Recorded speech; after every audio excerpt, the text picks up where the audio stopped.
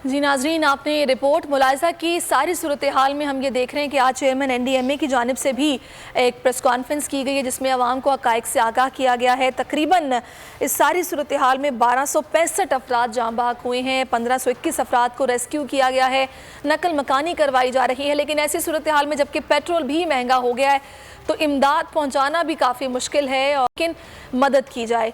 जब पानी है, जा बजा हर सू पानी है, ऐसे में बीमारियां भी फूट रही हैं, बच्चे बीमार हो रहे हैं, और इस सैलाब में जाँ बहक जो लोग हैं उनमें भी बच्चों की बड़ी तादाद मौजूद है।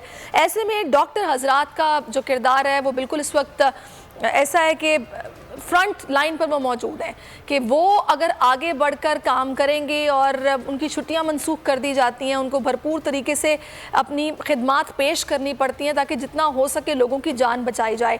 इसी सिचुएशन पर बात करने के लिए हम इस वक्त ज्वाइन कर चुके हैं CEO हैं ताहिर मेडिकल के डॉक्टर इब्राहिम यूसुफ साहब, जो कि बच्चों के डॉक्टर भी हैं। बहुत शुक्रिया आपको खुशामदीद कहेंगे स्टूडियोज़ में।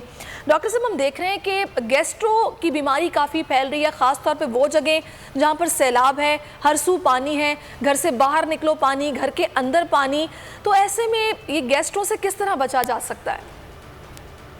अस्सलाम वालेकुम जी, थैंक यू बोल के आप लोगों ने मुझे मदऊ किया। और सबसे इम्पॉर्टेंट बात है कि पहले तो बहुत दर्दनाक हादसे हैं, ये एक अज़ाब है, ये आफत है पूरे पाकिस्तान पे, जिस पे वैसे ही पाकिस्तान पे एक लोड बढ़ा हुआ है, वैसे पॉवर्टी लेवल बहुत ज़्यादा है, और स्टिल हम उस लेवल पे पहुंच गए हैं कि अब हमारा पॉवर्टी लेवल को कंट्रोल करना, मुझे नहीं लगता कि 10 साल से पहले हम कंट्रोल कर सकें। नो डाउट पॉवर्टी जहाँ होगी वहाँ बीमारियाँ सबसे ज़्यादा होंगी, क्योंकि वहाँ पे जो फ्लडिंग वाटर है उससे जो बच्चे मुकम्मल तौर पे जो हैज़े का शिकार हो रहे हैं, उसमें जो बहुत सारी दूसरी बीमारियाँ आ रही हैं साथ साथ में, जिसमें मीज़ल्स, चिकन पॉक्स, साथ में एलर्जीज़, छोटे छोटे कीड़े के इंसेक्ट बाइट्स, जो बच्चे नौमौलूद पैदा हो रहे हैं वहाँ पे।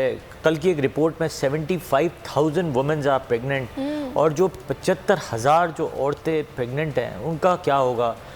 और वहाँ पे बेयारो मददगार लोग पड़े हुए हैं, कोई फैसिलिटीज़ नहीं है। पानी सबसे ख़तरनाक चीज़ तो ये पानी, मतलब इंसान एक पाँव भी रखता है और नीचे पानी हो तो सारा दिन सिर्फ पानी में रहेगा, तो किस तरह अपने आप को मैनेज करेगा। फिर सिचुएशन ऑफ जो मिट्टी है वहाँ पे वो ऐसी है जो पाँव अंदर धंस जाते हैं। वहाँ पे छोटे छोटे जो कीड़े होते हैं, पाँव अंदर जाते हैं तो इंसेक्ट बाइट हो जाते हैं, कीड़े काट रहे हैं, स्नेक्स वहाँ पे बहुत ज़्यादा हो गए हैं। बिल्कुल, तो इससे चीज़ें मैनेज करना बहुत मुश्किल हो गया है।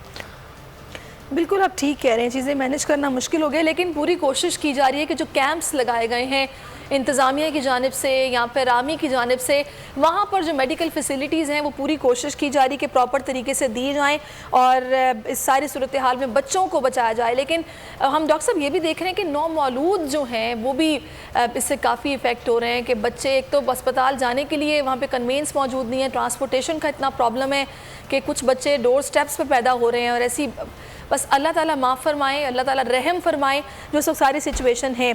ऐसे में जो डॉक्टर हजरात हैं वो भी फ्रंट लाइन पर मौजूद हैं और अपना काम भरपूर तरीके से करने की कोशिश कर रहे हैं।